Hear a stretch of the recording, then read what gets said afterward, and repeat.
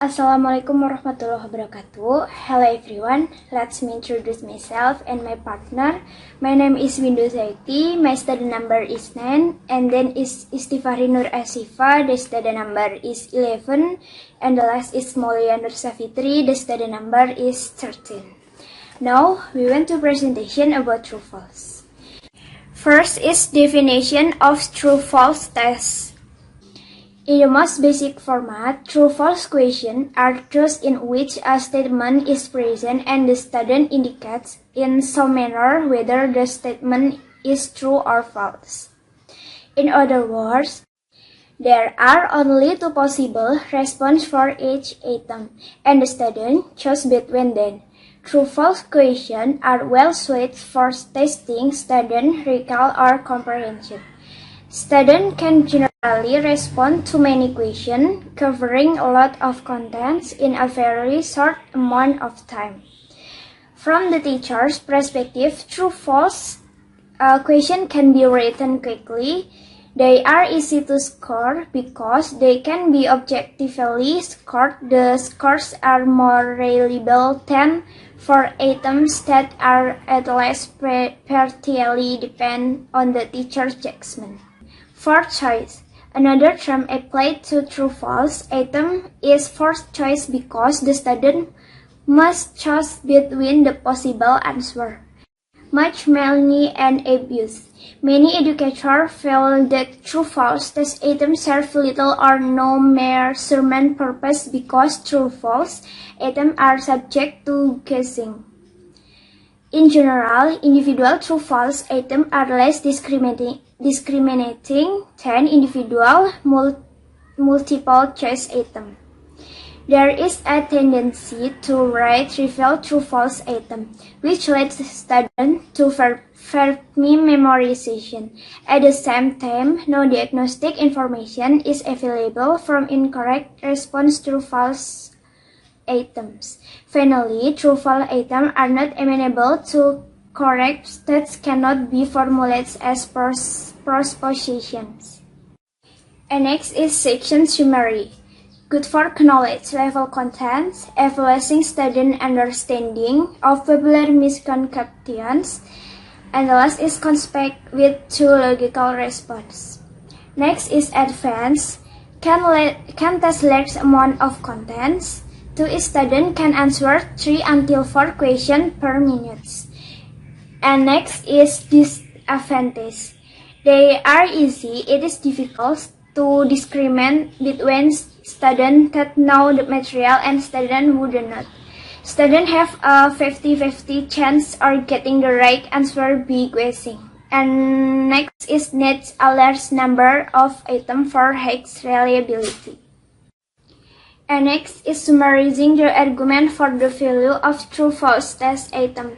1. The extent of educational achievement is the command of useful verbal knowledge. 2. All verbal knowledge can be expressed in proportions. 3. A proposition is any sentence that can be said to be true or false. And finally, the extent of student common or particular area of knowledge is indicated by their success in judging the truth or falsity of proposition relates to it. Next, making the case for true-false item. 1. Versatility. True-false items are adaptable to the measurement of a wide variety of learning outcomes. 2. Scoring accuracy and economy. Scoring case can be economical applied by missing or clerical assistant. 3. Reliability. True-false tests that are highly reliable can be constructed. 4. Amenable to item analysis. True-false items are amenable to item analysis by means of which they can be improved. 5. Efficiency. More test response can be obtained from a given amount of written material in a given amount of time than from other forms. Next is advanced. Can test large amount of contents. 2 students can answer 3 until 4 questions per minute. And next is disadvantage. They are easy. It is difficult to discriminate between students that know the material and students who do not. Students have a 50-50 chance of getting the right answer by guessing. And next is needs a large number of items for high reliability. And next is summarizing the argument for the value of true-false test item. 1. The extent of educational achievement is the command of useful verbal knowledge. 2. All verbal knowledge can be expressed in proportions. 3. A proposition is any sentence that can be said to be true or false. And finally, the extent of student common or particular area of knowledge is indicated by their success in judging the truth or falsity of proposition relates to it. And next presentation will be Istifahri Nur Esifa. Okay, thank you, Windu. And the next material is how to make good true false. There is steps how to make a good true false.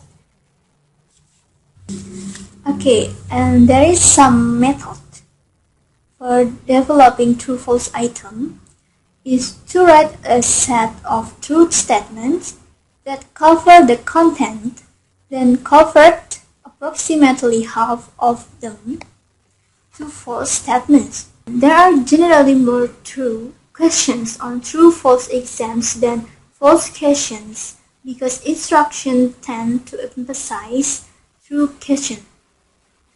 If there is specific detail in the statement, it may also tend to be true.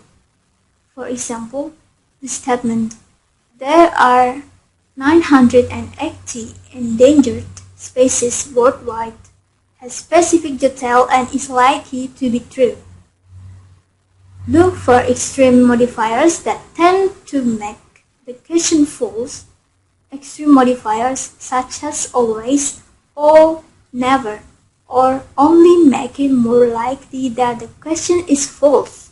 Next is definition of matching test item. Matching questions provide a most efficient way to test knowledge in courses in which events, dates, names, and place are important. Matching questions are also appropriate for the science in which numerous experiments, experimenters, result, and special terms and definitions have to be remembered. A simple matching item consists of two columns. One column of stems or problems to be answered, and another column of the responses. The next material will be told by Maulia. Assalamualaikum warahmatullahi wabarakatuh. First, let me introduce myself. My name is Maulia Nur Syafitri. My student number is 13. And today I'm gonna explain the lesson from our presentation. That is the advantage from the matching test. Maximum coverage at knowledge level in minimum amount of space or prep time. And the second one is